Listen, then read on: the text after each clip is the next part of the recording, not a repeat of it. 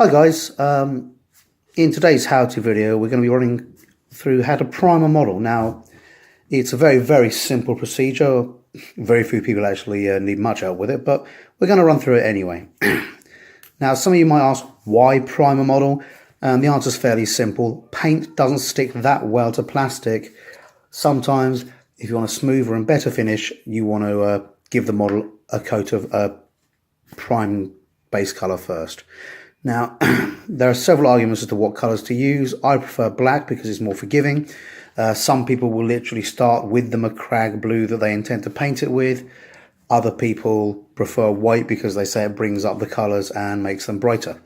So, first thing I'm going to do is shake the black paint up.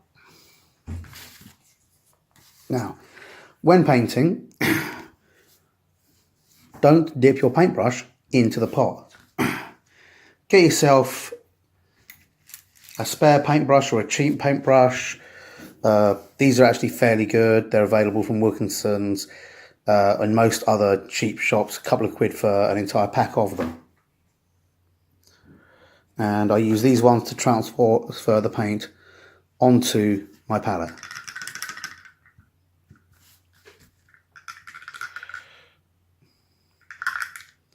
Also remember, never leave your paintbrush tipped down in the pot. That's how you get bent paintbrushes.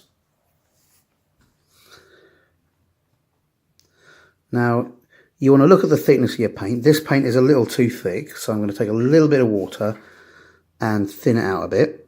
It doesn't want to be too thin. About the consistency of milk is what you're looking at.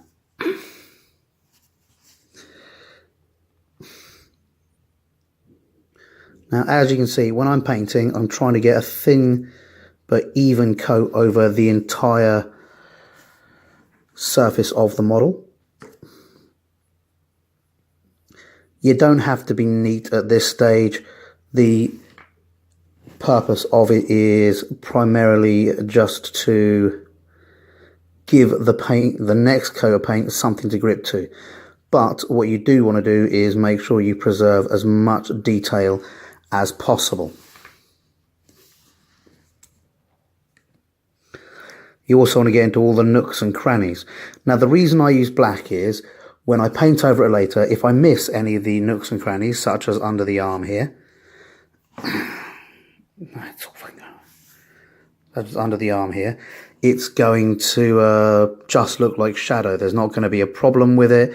It's not going to stand out. It's not going to ruin the look of my model. The only person that will notice it is probably going to be me. And then I'll probably fix it because frankly, I'm the kind of guy who notices those annoying little details. I'm also the kind of guy who paints the inside of Rhinos and Land Raiders and then glues them shut. It's a problem. I should probably go and seek help about it.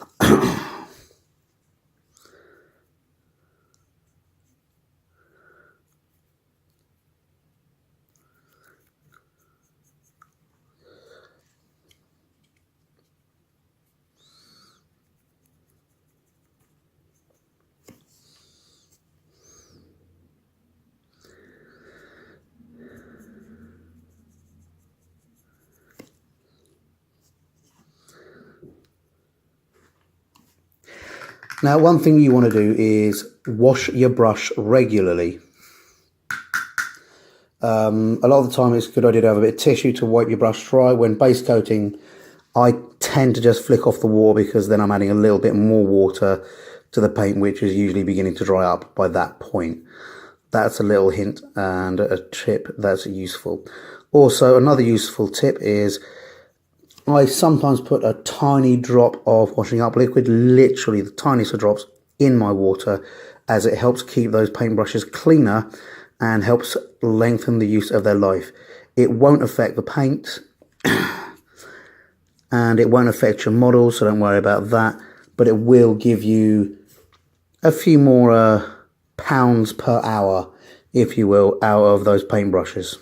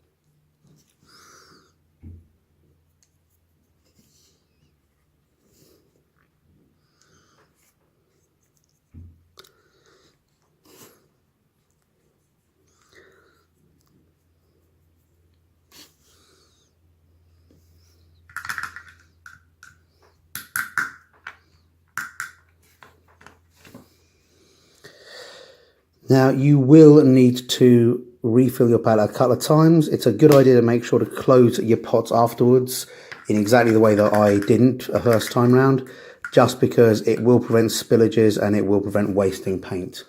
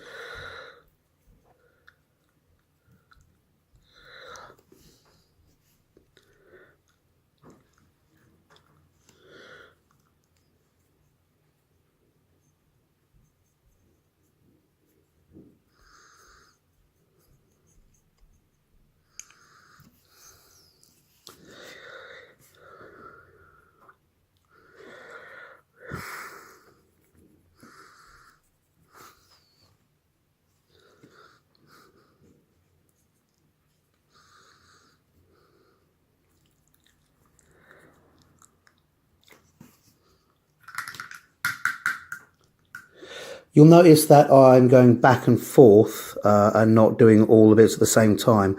One of the reasons for that is because while the paint is shiny, it will give the effect of being lighter, so it can hide bits that you've missed. So after I've done it,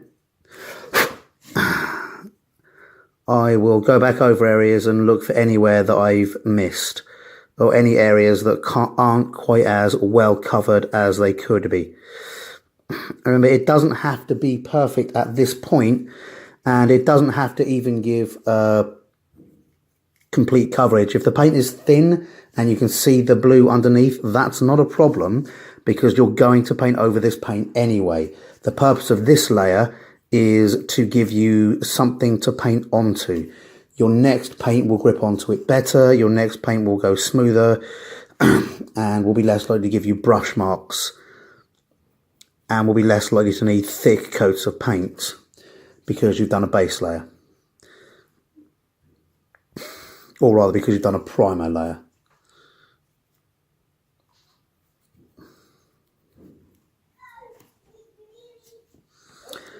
Apologies if this is going in out of focus. Obviously, as I'm moving the model around to catch bits, it does change the focal point of the lens.